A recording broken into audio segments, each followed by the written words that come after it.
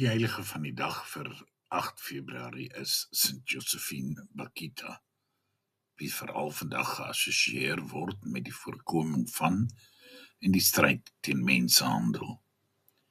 Sy is in 1947 oorlede.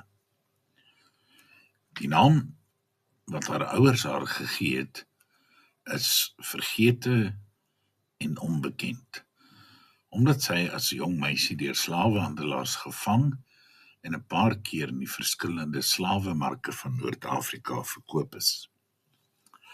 Haar nuwe eienaars het haar Bakhita, oftewel voorspoedig genoem. Na baie jare van mishandeling en onmenslike behandeling is sy deur Callisto Legnani, die Italiaanse konsul in Sudan, gekoop. Vir die eerste keer in haar lewe het sy kennis gemaak met iemand wat ook 'n ware Christen was.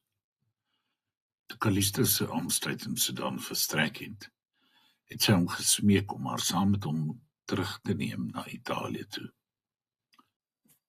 So eindig sy by die Canossiaanse Susters van die Instituut van Katechumene in Venesië op. Onder hulle sorg ontvang sy katechese en word sy in 1890 gedoop, waar sy die naam Josephine aanneem. Uiteindelik tree sy by die Susters in en lê in 1896 haar plegtige geloftes af. Vir die volgende 50 jaar was sy 'n geliefde lid van die gemeenskap, met 'n besondere voorliefde vir die armes en die siekes. Haar verhaal herinner ons dat waardigheid en liefde sterker is as onderdrukking, en dat ons geroep is om teen onreg en menslike uitbuiting te staan. Sy is beskermheilige van Sudan en van slagoffers van mensenhandel.